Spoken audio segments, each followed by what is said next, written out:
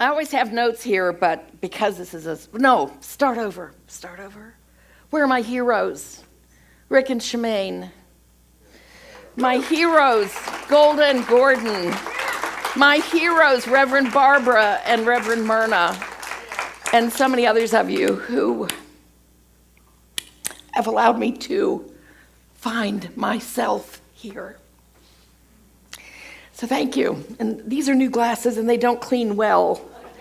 So I've got this messy Kleenex here to clean them with. And yeah, they don't clean well. What can I say? So you're a blur. That's probably just as well. I am so grateful to Myrna for having invited me to come back. As many of you know, my now husband, Dave, and I spend most of our time in Florida, but we come back to Utah every 2 or 3 months for several weeks. And Myrna said, "You can come speak." And I went, yes, yes. Not because I think I have anything great to say, but because I do so much of it. I might as well share it. And this month's topic of abundance and prosperity and how we get there is so pertinent to me, because in some of the work I do with people, everybody's always looking for something more, right? Because otherwise they wouldn't be working with me. And so the concept of sufficiency and what abundance is and what prosperity is really important to me, because we can keep looking and looking and looking and never have enough, or we can have enough right here where we are. But that's not my story today. My story today is a story about a garden, how it grew, the lessons I learned, and the practices I took from it. Because we're talking about tending to the mind, the garden of the mind. And so first, I must acknowledge I am not a gardener. I have a black thumb. I can kill a plant at 50 paces. I even terminate silk plants, But in this beautiful home that I have the privilege of occupying in Utah County that some of you have been to, it's on an acre. And there's only about a third of the land that's occupied by the house, so we've got this big field. And part of it, I'm going to say maybe 60 by 40 feet, is kind of sectioned off. It used to be a garden. And so when I first moved in this house about 5 years ago, I looked out there and I went, I'm going to have a garden. And so my grandson came to town and I said, "Weed the garden for me, would you please, babe?" And so he pulled all these weeds out, stacked it up on the neighbor's yard. That was done. That didn't go over very well, but I did get to know the neighbors. And so in Florida, you have 2 seasons. You have 2 really garden seasons. The best one is right after Labor Day.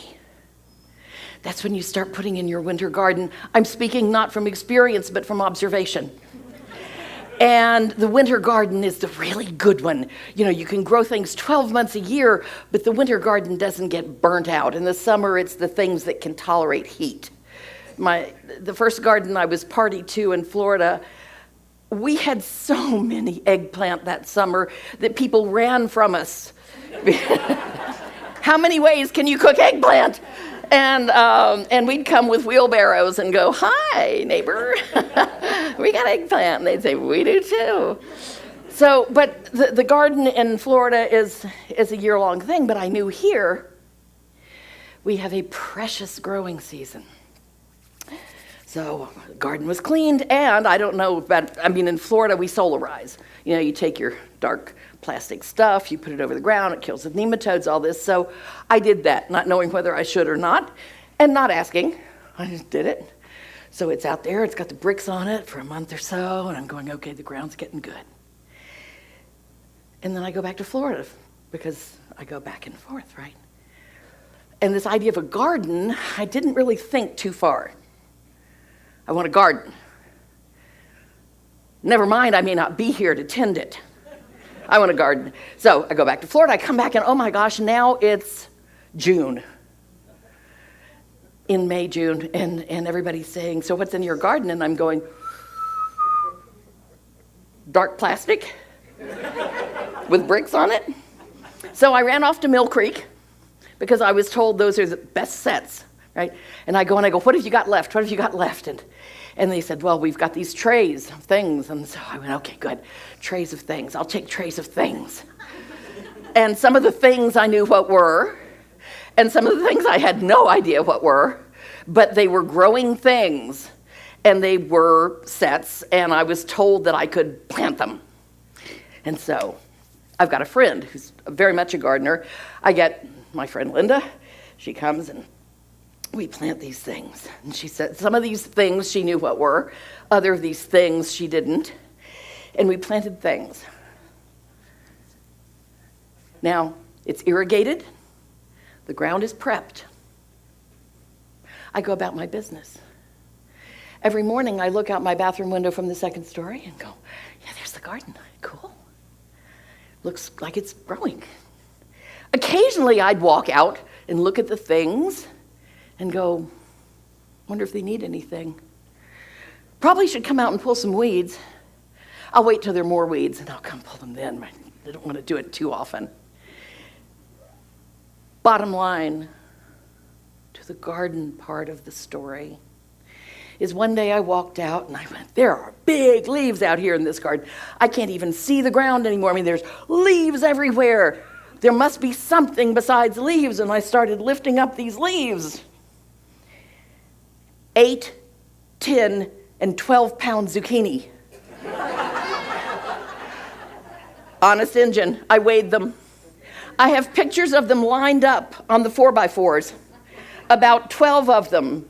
The lightest one was 8 pounds, the heaviest one was almost 12. And I'm looking at them going, oh, interesting. I wanted a garden. It has been like fruitful. And I don't know what to do with this because this is not really what I wanted. What I wanted was something yummy to eat. And now I've got logs. So I wander over to the tomatoes, which I had failed to put on a steak, right? I love tomatoes better than anything except okra. And I love my tomatoes, and they were on the ground. And the few fruit that had made were rotten. And I thought, well, those were tomato plants. I was right on that score. But this isn't what I wanted either. And then I wandered over to these other green things. And there were some squashy things that I think are called turban somethings. They kind of look like a turban. And I tried cutting into one of those. And yeah, Hildreth, thank you. Yeah, that was decorative, right? They're supposed to be decorative, not edible. Well, you know, nothing else was edible. I've been in this house now for, I think, 6 years. That was the first summer, so that was 5 years ago. I've never gone back to do another garden. And, but I'm into science of mind. I'm into personal development. I'm into learning from life's experience. So I'm not going to have a garden like that and not learn from it. So I looked at it and I said to myself, okay, so what have we got here? The ground was good. It was prepared pretty much, I think, like it should have been. There was plenty of water. And heaven knows, just like our minds, it created exactly what I put in it and created it abundantly, overabundantly, but abundantly. And I thought, okay, there's a lesson here. For me, the lesson was my genetics are good, my education's good, my mind is more or less stable. So that's like the ground of the garden and the irrigation system. But I did this unconsciously. What I put in the garden in the backyard, I did unconsciously. I did it partially because I thought I should, and I don't know about anybody else, but I dare say there are a few people in this room who have lived most of their lives planting in their garden what they think they should because they haven't had the consciousness and the courage to stop and say, but is this what I want? Is this what I am going to have in my life, come what may? I mean, that garden was such a reflection of most of my life. I will never regret that garden experience. So I looked at it and I said, okay, well, I planted the garden because it was there and I thought I should. The ground was fertile, the water was good. It wasn't the garden's fault that it was a disaster. It wasn't a disaster. Those were amazing zucchini. They make great pictures.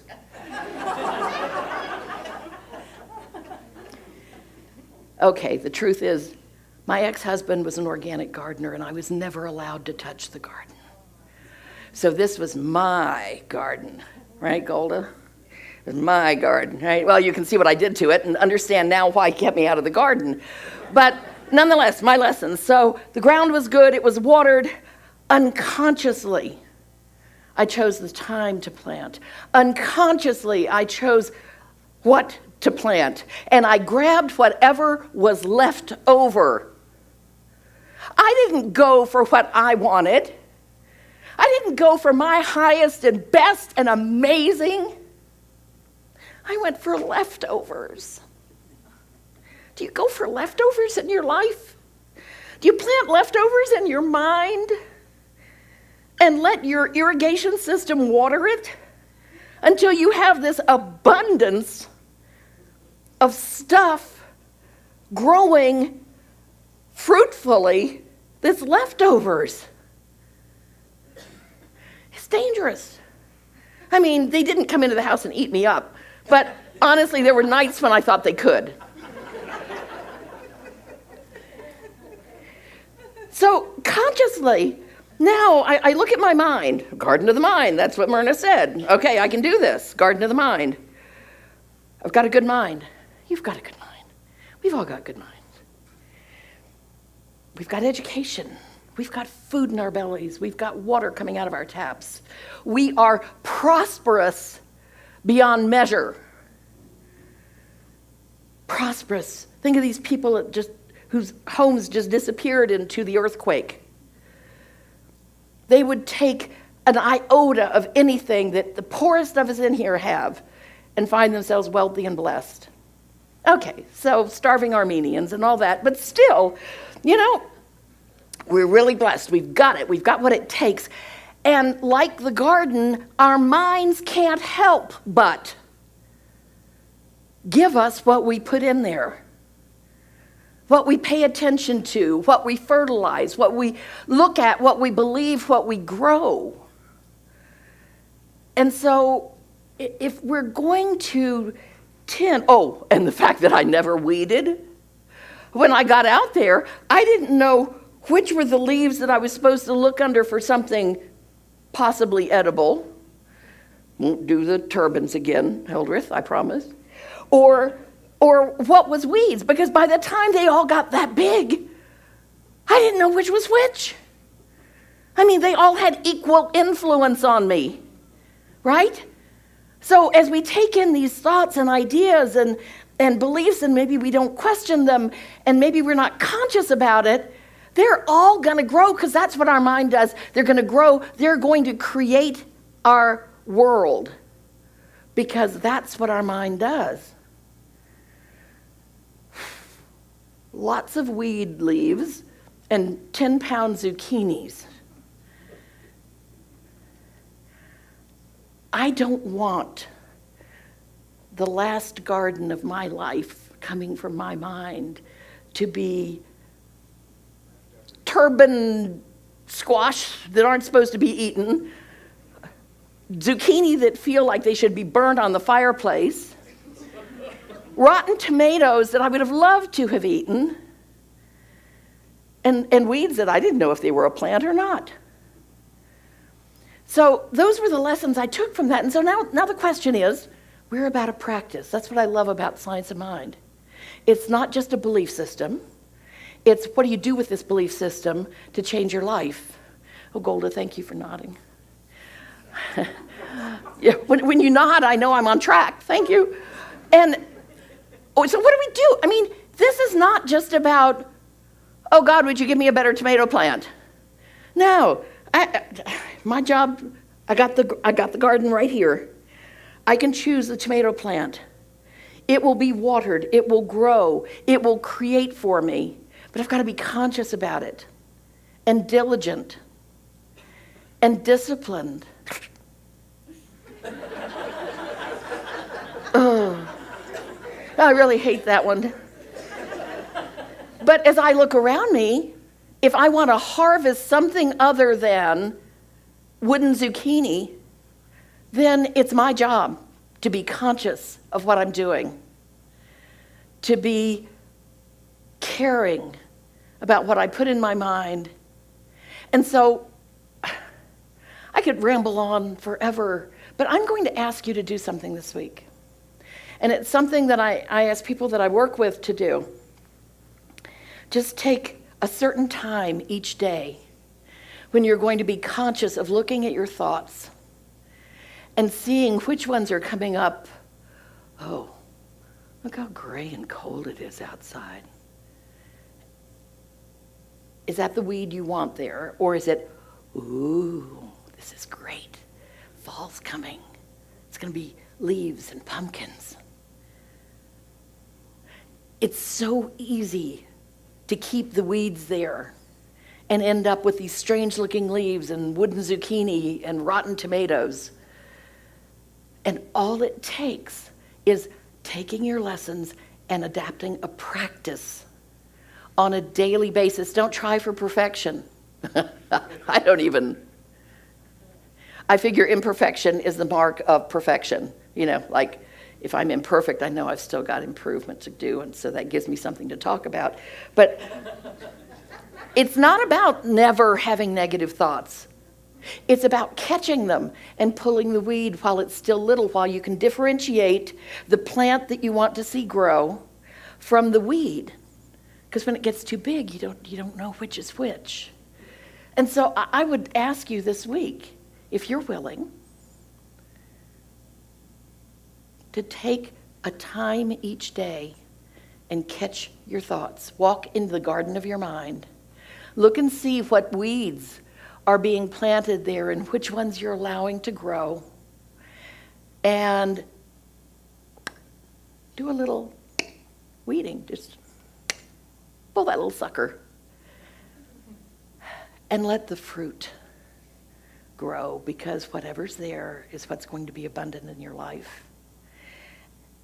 Make it a practice. That's what we're about here. That's what makes Science of Mind special to me. So I'm going to have an altar call. I'm from the South. I'm not asking you to raise your hands. I just want to see a nod of the heads of how many people get what I'm talking about stopping long enough each day to go, whoa, where are all these thoughts? What are they? Okay, appreciate it.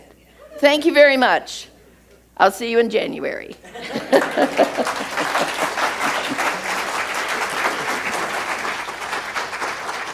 So with our minds stimulated and our hearts touched,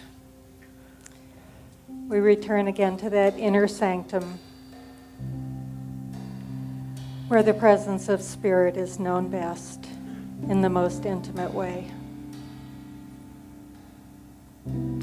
I recognize God as the source and substance of all of life. God's name is beauty, joy, love, abundance, wholeness, and peace. I am an integral part of all that God is, unique and special. and necessary to the whole. There is no place, no boundary between myself and God. No border that I must step over in order to meet God out there.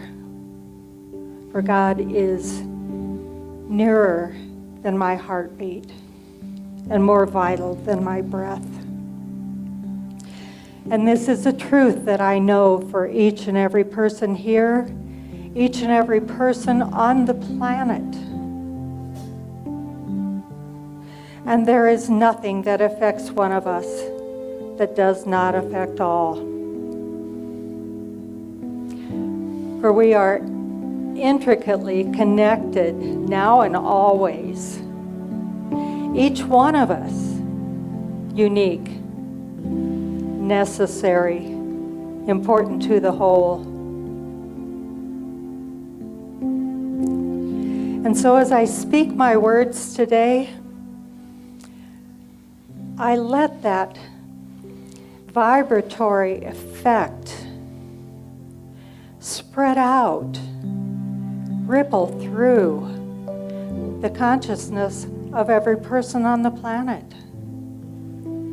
And I speak my words of blessing for those who are in pain or despair of any sort. I speak my word of blessing for healing, wholeness, joy. For anyone who has experienced loss and knows only grief, I speak my words of comfort, safety, abundance. For those who are operating from ignorance, I speak words of wisdom, a blessing of wisdom, knowing that each person walks out of fear into love.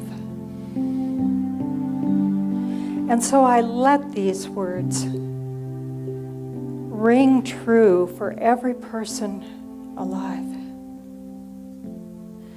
I let my words go into that infinite field of possibility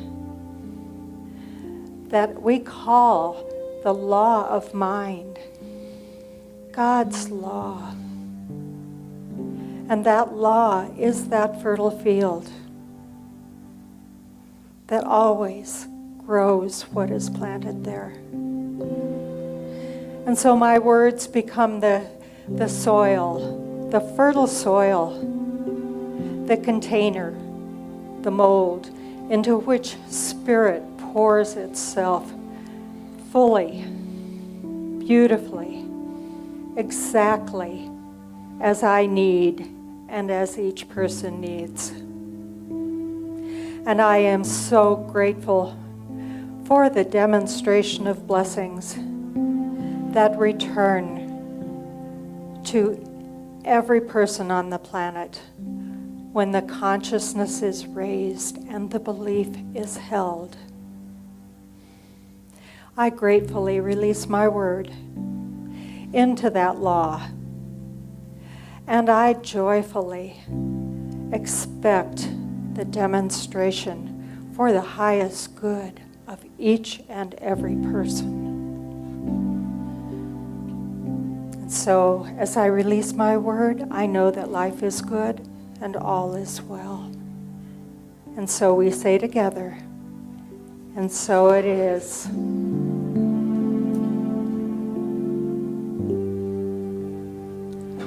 I am so blessed.